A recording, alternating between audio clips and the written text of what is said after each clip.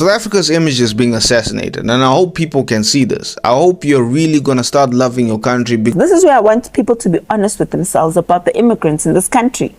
Immigrants in this country have been protected for a long time. That they've gotten entitled, they've gotten arrogant, and they've gotten very brave. Ladies and gentlemen, I just want to say I am so proud. I am proud of how peaceful yesterday was. You guys did it. You proved so many people wrong. So many people are quiet today because they were all anticipating you guys acting like a bunch of lawless thugs, but okay guys, landlords in South Africa are crying. They are complaining bitterly about plenty of empty rooms and apartments in South Africa right now as foreigners flee the country. They are pleading with the government of South Africa and other anti-immigration groups. One of the loudest and most viral conspiracies circulating on social media claims that grassroots anti-migrant groups like March and March are being secretly funded and directed by foreign intelligence agencies specifically pointed to Israel. So there is this South African that was interviewed and he says he is proud that they are lazy. He did not mince words. Like he said, he is proud that they are lazy. And he actually explained further in this particular video that I'm about to show you. And also, JACINTA was interviewed and she was talking about the illegal immigrant and how they have made South Africa, like they've basically been given freedom to just live in South Africa, but they were abusing it to the extent that they were disrespecting the indigenous, that's the local people, that's South Africans themselves. So that is also part of the reason why they are angry and they are on the street and doing all sort of things or what they are doing currently. I don't want to talk much, and also have other videos for you. Don't forget to like, don't forget to subscribe. You don't lose anything by liking, just give the video a thumbs up. Let's go into the video. What about the people that say that foreigners are more hardworking and South Africans don't work that hard? What do you have to say to them? The foreigners are hard workers than the South African.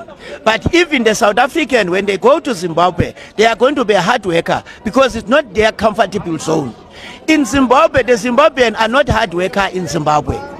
The Angolian in Angola, they are not a hard worker. Even our people here in South Africa, you can see them in Europe, you can see them in other countries. They are the hard workers. Here in South Africa, we have a right. That is the thing that the other people, they said we are lazy. We are lazy because when I'm sick, I'm going to take a day off. If my child is sick, I'm going to take a day off. If one of my family died, I'm going to take a day off. But that's why they use that word that we are lazy. We are lazy in our own country. We are proud to be lazy in South Africa than to be lazy in other countries. The clash comes when the immigrants themselves, this is where I want people to be honest with themselves about the immigrants in this country. Immigrants in this country have been protected for a long time. That they've gotten entitled, they've gotten arrogant, and they've gotten very brave.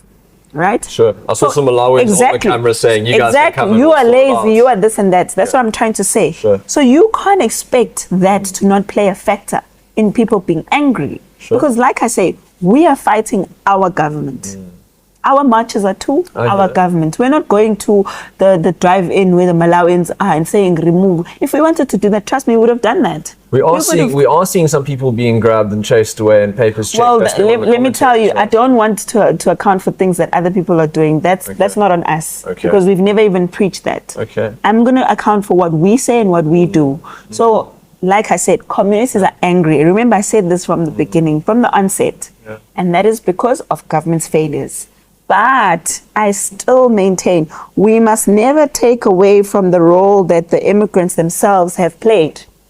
Because if you're in a foreign country and you start telling the natives of that country you're not going anywhere, Mandela said this is our country, we are going to... You can't pretend like those people are innocent. And that's the problem I have with South Africa. A lot of people are acting like migrants are just these, all of them. And you know, one thing you must have noted, I don't know if you noted this, and it worries me that our government didn't find a problem with that. So many of them were being interviewed. Oh, life is not the same in South Africa. There are no jobs, blah, blah, blah. There are no jobs. Or almost all of them are complaining that there are no jobs in South Africa. So what exactly were they doing in the country? How were they surviving? Why are people not asking themselves those questions? Why are they not asking them that question? The flip side is that you have South Africans complaining that all the jobs are going to immigrants. No. Listen to what I'm saying. I'm saying to you, South Africans don't have jobs, right? Statistically, that's been Sure, massive proven, blah, unemployment. blah, blah. Yeah. That's okay. Yeah. But I'm saying we've got people coming from Malawi, Mozambique, Zimbabwe, Nigeria. Now, me personally, as a South African, I am scared because what if other countries refuse to let South Africans into their country for work, life, school, tourism in general? Like, what if they start treating us the same way we're treating other people? Are we gonna like it? Are we gonna like being called foreign immigrants, illegal? Yeah, no.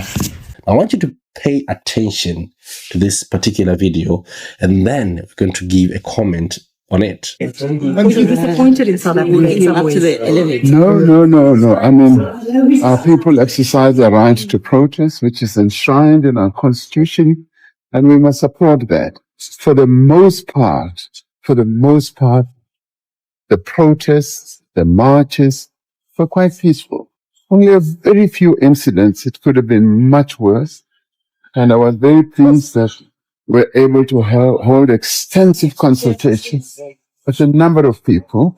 And we brought to bear the need for peace, need for orderliness. And that's exactly what we had. Anything worried you? No, I was not worried. I was actually quite relaxed. Thank you so much. Good to see you. Have a good day. Now, there are three parts of this short clip that I want us to listen to carefully, right? So the first thing is the interviewer said, were you disappointed in South Africans? And he quickly said, no, I was not disappointed. The people have the right to protest, right? Which is enshrined in the Constitution, which is perfectly fine. And no one denies the fact that the Constitution gives people right to protest, right? And then he went on further to say, for the most part, it was peaceful, which I would say compared to previous cases, it was not as bad. But as a statement, as a leader, as a person who understands that it was not only foreign nationals that were affected by this 30th of June 2026 protests, it was the business, which was the investment side of the country, the investors, people who lost millions due to looting and vandalism that happened on the 30th of June. But besides the investors, we also had cases where people lost their lives, including South Africans who were mistaken as foreigners. Now, the president, as a leader of the country, should have been very careful in choosing his words. He could have started with, or by saying, we were quite disappointed in the cases that happened. 1, 2, 3 cases, no matter the cases, no matter how small these cases were. But life is more important. The fact that your citizens can go to protest and are expected to do more than just harm many people should actually worry you as a leader. You shouldn't be in a position whereby you expect your citizens to be barbaric to the point where you expect worse from your citizens. If you are a performing leader, if you are a leader who sees things through and who is conscious of how barbaric South Africans, the xenophobic, the murderous, March and March protesters can be, you should have chosen your words carefully than making it seem like those who lost their lives on the 30th of June did not matter because you expected more people to die. Now, there's another part that he said, when he actually was asked, were you worried about the 30th of June? He said, I wasn't worried at all. I was calm. That should show you exactly, if you're a foreigner in South Africa, that should show you the way in which the leaders do not even consider your safety, your well-being as important to them, which they should actually, because in South Africa, the Constitution allows the leader, whoever is leading, to protect whoever is in South Africa, whether you're a foreigner, you are legal or illegal. It shouldn't mean your life is worthless. And that is one thing that I've noticed. A lot of people who are in South Africa will make it seem like even if you're illegal in that country, your life is worthless, which is one of the things that should show you that there is something fundamentally wrong with the threading or the thinking capacity of people who think like that. Not every South African is like that, because when you look at most of the narrative that is spread by South Africans, they'll say, oh, an illegal foreigner has been killed. Okay, that's fine because they're illegal. So why would you look at someone's life as something that is worthless because they are undocumented? It could have been you if things were changed around. It could have been your mother, it could have been your son. But then you look at someone's life and you trivialize it like it's nothing. It shows that there's something fundamentally wrong in your head.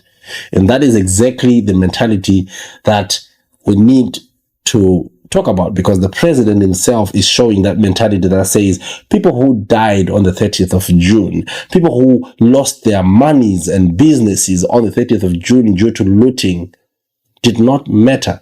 By the way, talking of looting, let us watch this second video.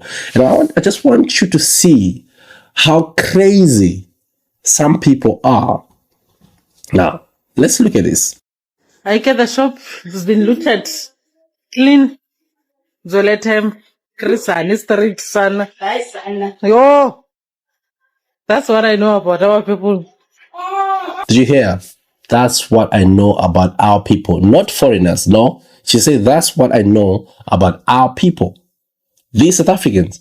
So I keep asking this question: who is the criminal? Who is the real criminal? If you're not being scapegoated by JACINTA, who is a pathetic liar. She lies through her teeth and she lies through any open on her body. She lies. She lies to the extent where, if you're watching one of her videos, you think, is she trying to convince a grade 1 student? Okay guys, landlords in South Africa are crying. They are complaining bitterly about plenty of empty rooms and apartments in South Africa right now as foreigners flee the country. They are pleading with the government of South Africa and other anti-immigration groups to have everything. You see, most of these landlords and landladies do not work anymore. They survive by the rents paid by these foreigners who occupy their rooms and apartments. For instance, a landlady, Charity Sito, who complained to journalists, said that she rented out 5 rooms to foreign immigrants in Mayville outside Durban for 700 rands each, earning her 3,500 rands monthly. 3 out of the 5 tenants have now left since, fearing the safety of their lives. And the remaining 2 are also planning to leave soonest. In her words, she said, if the foreign nationals went home, I wouldn't be happy at all because they pay rent. I am not working, so I am relying on the money. Also, one Mr. John Mkeze, founder of Kalumano, a Mayville-based HIV/AIDS support organization, complained that many immigrant stores selling fruits and vegetables have vanished and no one has replaced them since then. You see, so many disadvantages they never thought of. Why haven't South Africans filled up the vacancies and replaced the store owners? One of the loudest and most viral conspiracies circulating on social media claims that grassroots anti-migrant groups like March and March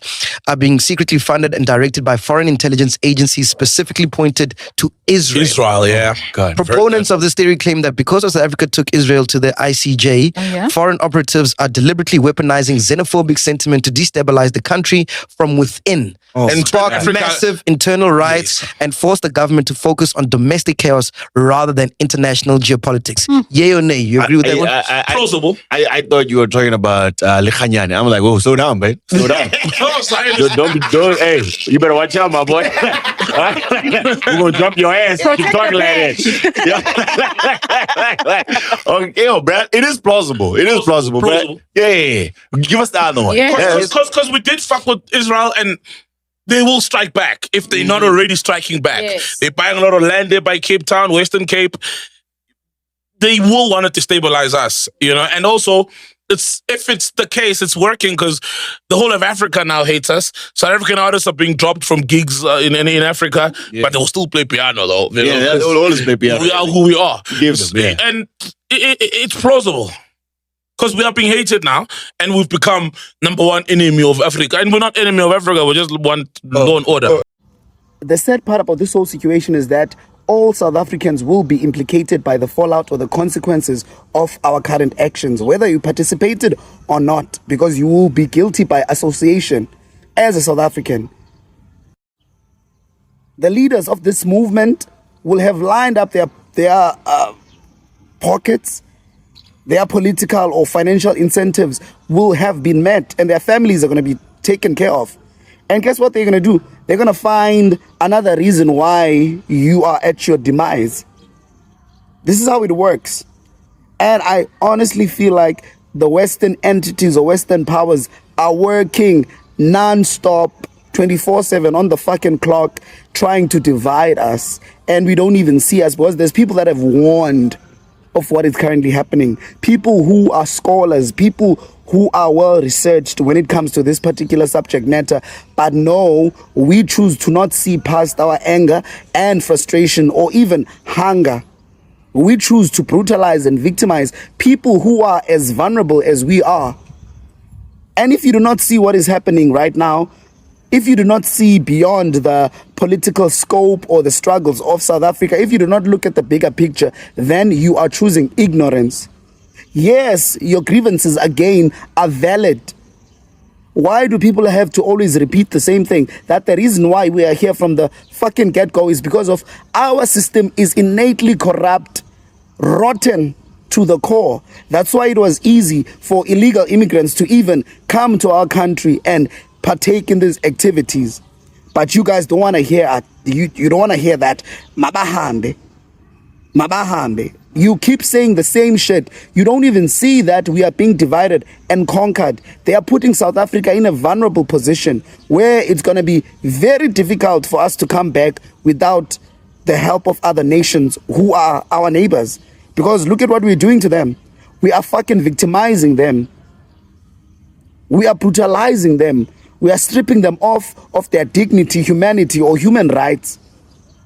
All in the name of, this is our country. They are here illegally. They are taking our jobs. Something that is debunked over and over and over. You know what? Do not say that you were not warned. And unfortunately, I'm going to be implicated too by the current actions of my people.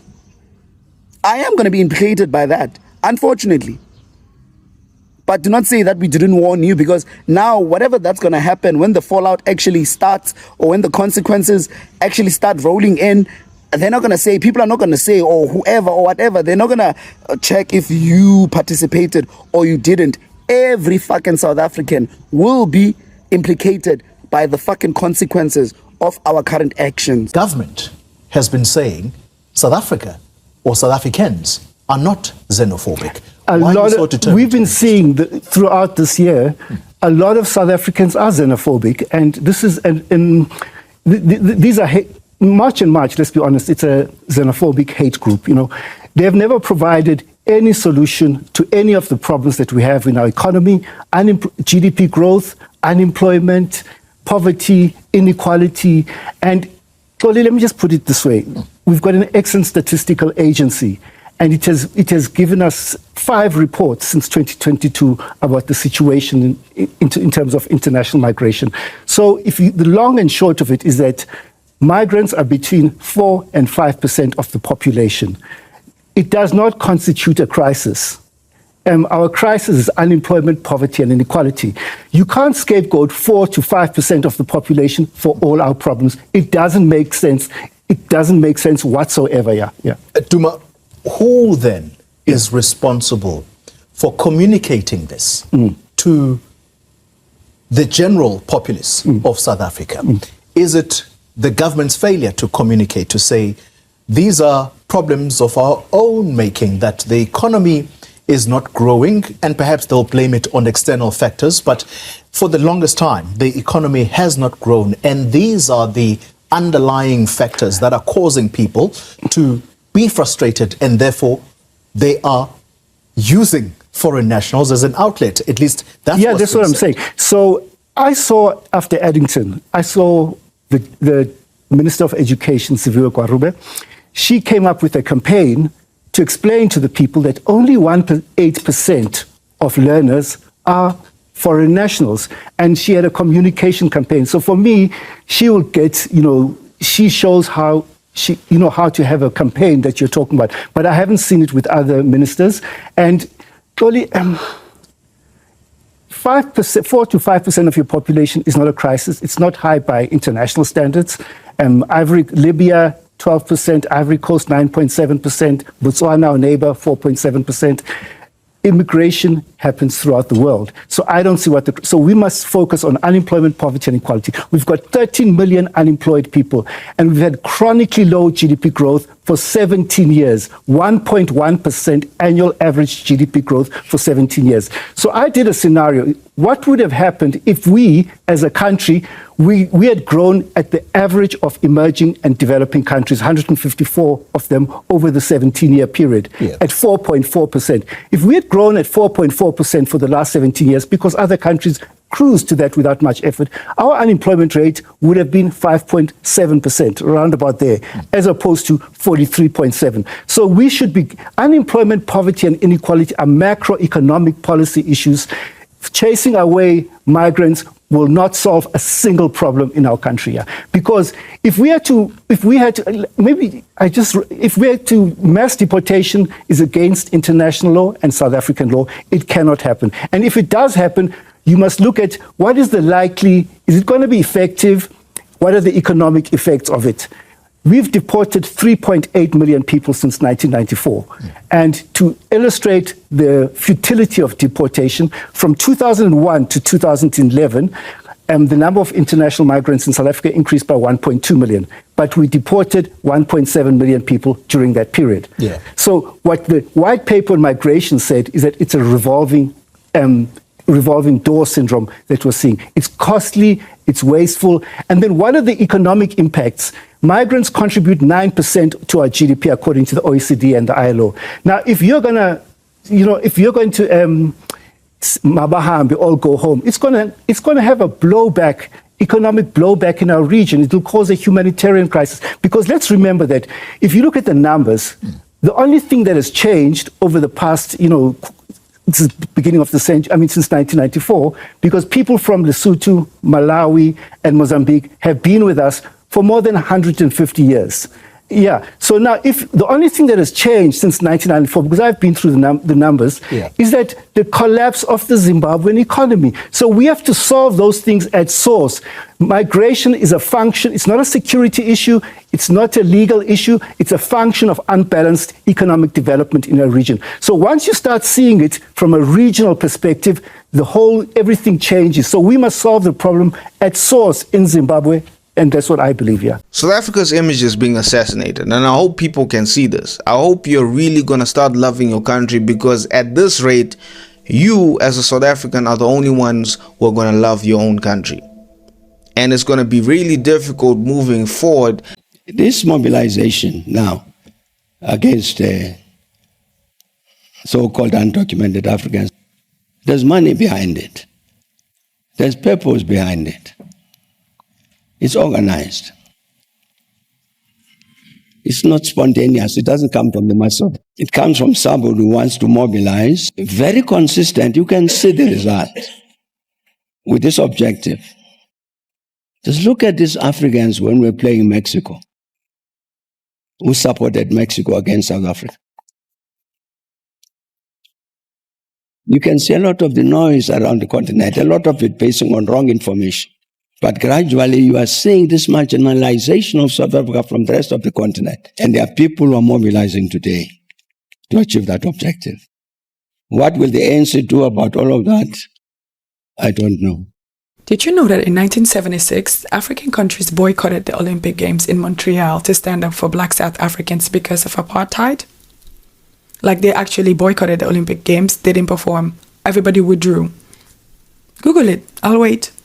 Yes, they did. And now, 50 years later, in 2026, African countries are rallying together to support every country except South Africa. And South Africans are not liking it, and people are wondering what the tea is. I'm going to tell you. It's one word, xenophobia. And what it means basically is hatred or prejudice for anybody that's not from your country. Hatred of foreigners.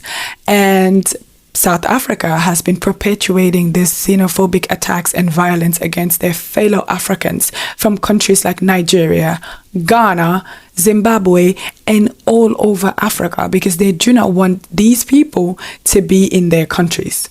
Here is the tea. If you're a foreigner but you're from Europe or somewhere fancy, you're fine. If you're from African countries, their fellow African countries. Now, all of a sudden, you're stealing jobs. They want you gone. You're sleeping with their women. There's clips all over the internet of South Africans visibly hurt because of their hatred for foreigners. Now, a country with a history as shaky as South Africa, it just breaks my heart and the hearts of every African person that this is how they're choosing to treat their own black brothers and sisters. And this is why Africans are holding back their support for Bafana Bafana. And you may say, it's just sports. Who cares? This is our own little protest. This is our own way of showing South Africa that, listen, we're the same people. If you want to kill, attack, arrest, and expel your fellow Africans from your country, then you should not in any way, shape, or form expect us to now stand up for you in the freaking World Cup games. It just doesn't happen. And obviously they're saying things like, oh, we should leave politics out of football, blah, blah, blah. Xenophobia is not politics, darling. Xenophobia is basic human rights. Meanwhile, the actual perpetrators of the biggest violence towards your own people are in South Africa, living large. They're rich, they're powerful, and nobody touches them. But you're going to go and kill and attack and loot and destroy the stores of other people who are just hardworking because they are, quote, taking your jobs. See, one of the funnest parts of this is that we came together as Africans and said absolutely not. Because I always used to say that Africans do not stand on business when it comes to anything. But I'm so glad that we're calling this out because it needs to be called out. Obviously, we love our South African brothers and sisters. We're only asking that they love us back. Anyway, I am very confident that at the end of the day, we'll all come together and become one. Hopefully, Africa's stance against South Africa in the World Cup would be a wake-up call, because I know not every South African is xenophobic. I know there are people who are generally against the xenophobic idiots who are the ones doing this. However, it must be felt by all. The pain must hurt so that change can come. At the end of the day, it's all love, but we must start by showing love to our own people who stood up and helped us fight for our independence, who literally boycotted the Olympic Games just to protest for our rights. How far away was it? 50 years ago, what changed between 50 years and now? What changed between when Mandela was preaching about peace and now? I just know Mandela must be rolling in his grave, seeing what's happening in his country. See, Africans in South Africa, it's high time we tell ourselves the truth. These people have said you should leave. Why not leave? They said leave. Why not leave? Is it a self-esteem issue, or is it an entitlement mentality that's making you guys not to leave? People have come out to say leave. The government will claim that they are targeting illegal migrants. The people in question that is carrying out the protests and also the buying of people are not even checking if you are legal or illegal. All the videos you've been seeing trending online, how many of them could you see were checking if you were legal or if you're illegal in the country? Now those set of people will look like tiles, we look like people who do on drugs. Come on. We don't have to be doing this. Sometimes let's tell ourselves the truth. These people have said leave. Don't make it every time we'll come on social media and be dragging people that are inconsequential. They said leave, you leave. There's no big deal about it. The other day they ended the life of one Igbo man. But these people have been saying it, leave. But the painful part is that when some of you come to social media, you say, in some areas they are targeting. They are not targeting some side. That was how Nigeria started. It started with the crisis in Plateau State. And they say, no, it's just Plateau after it will end. Now everybody's feeling it. Sometimes it's just common sense. If your life is still important, leave. And that's why I have issues with people where some of those tiles that will come to my comment section, when I say, in as much as you're making everything you're making abroad, make sure you're also investing back home. Some of them will take their short finger and be typing, what is there to invest back home? We know that, yes, our own, we're still struggling with our own, but it better than say you lose everything completely. Now they've said leave. Some of them are refusing to leave because of the investment they've had there. Some of them refuse to even marry Nigerian women. Why? Because they know they do water, they know they squirt. That's why some of our African men refuse to marry women from Nigeria, or because of they get big nyash. Now, what is the outcome? So South Africa continues with its destructive assault and attack on other Africans. So the South African government has said that Nigerians who lost all their properties or even lost their lives will not be compensated by South African government. They have grouped a whole group of people, Nigerians, as the same. They're assuming that all Nigerians were undocumented, that all Nigerians were there illegally, and all Nigerians sell drugs. Now, this is a very divisive and actually quite a racist approach to basically claim that a whole group of people have done this, have done that. So they have said that they will not be compensating them for the losses of their lives and the losses of the things that they have lost. What they are claiming is that basically these Nigerians, they chose to be in that situation and therefore they deserve to have nothing. What they have done, this is state-sanctioned theft, okay? They have stolen from vulnerable people. This is what they said. And South Africa said, you know what? Yes, we are happy with the theft. Big deal. Get over it. This is very bad. And South Africa, this is going to be who you are. You're always going to be regarded as a people who stole. And I've seen videos of looters. They are laughing and joking at theft. I just ask this, are there no morals? Are there no morals in South Africa? Are people not told don't steal? Are people not told don't kill? Because it doesn't matter where you go, each and every country, there are morals where the society follows. The society is, even if the person was here illegally, they will be tried in a court of law and we will deal with them accordingly. It doesn't seem to be happening like this in South Africa. And it's a great shame. But you know what? This is a self-induced destruction. You will not recover from this image and you will not get the jobs back. I can tell you that now, because unfairness and injustice that you have dished out on other Africans. And do not send me DMs asking me not to speak about South Africa. You're asking me to speak about Boko Haram. Why? I don't want to speak about Boko Haram. I want to talk about the disgrace of what South Africa has become, because it is a disgrace. You can comment on my timeline. You can say that I shouldn't speak about South Africa. Then be fair. Stop stealing from other Africans. Stop what you're doing, because it's not right. We have to call out what is right and what is wrong, and what you're doing is wrong. And it's so shameful that the South African government does not recognize the immorality of what they are doing, but they seem to be gleefully happy with it. Ladies and gentlemen, I just want to say I am so proud. I am proud of how peaceful yesterday was. You guys did it. You proved so many people wrong. So many people are quiet today because they were all anticipating you guys acting like a bunch of lawless thugs, but they're quiet. I am so proud of you guys. And don't get me wrong, there are people that owe apologies, and there's people that's gonna get it. So understand, I am choosing violence today or later.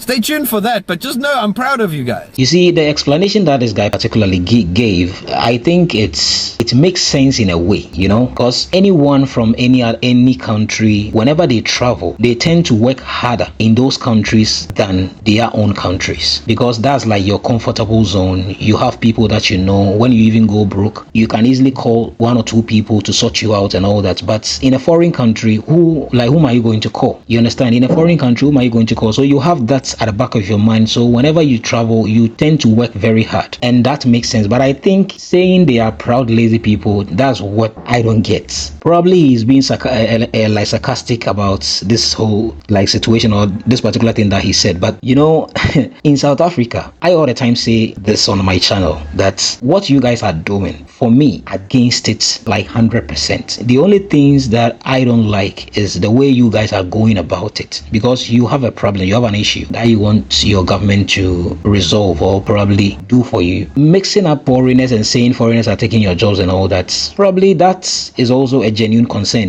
but beating up people, unaliving people. Now, there is a Ghanaian that we learned has been unalived. In fact, there are Ghanaians that we've heard that they've been unalived. Other people from other countries too have the same issue, looting people's shops. These are some of the reasons why Africans are not happy with you. Many a times, some people say, oh, Ghanaians also were demonstrating against Nigerians in Ghana and all that. Listen, Ghanaians went onto the street, yes, but Ghanaians never looted shops. Ghanaians never unalived anyone. Ghanaians never beat up anybody. This is the reality. And the government actually also responded by acting. And also our traditional leaders, we had some traditional leaders that actually responded to the grievances of Ghanaians and what they felt was not right, or some foreigners were doing in this country that was not right. So you can't compare what Ghana did to what South Africans are doing. Get the difference. Thank you so much for watching.